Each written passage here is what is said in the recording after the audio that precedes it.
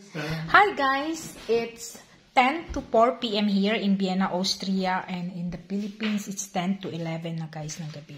So ngayon guys, napagod na ako nagluto guys at kakakaisip ko ano ba ang lulutuin ko. So ngayon guys, napag-isipan kong gumawa ng tuna pasta with cherry tomato.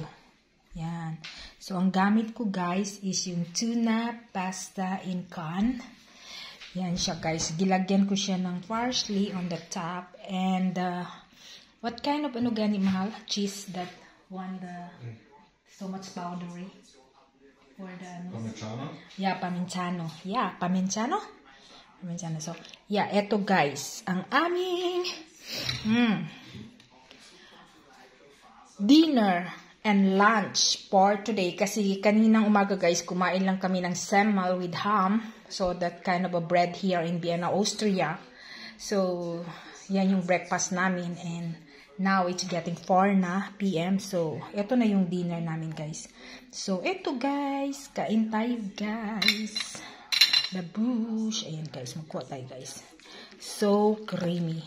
Actually guys, napaka-creamy niya. And, so, kain tayo guys. Babush!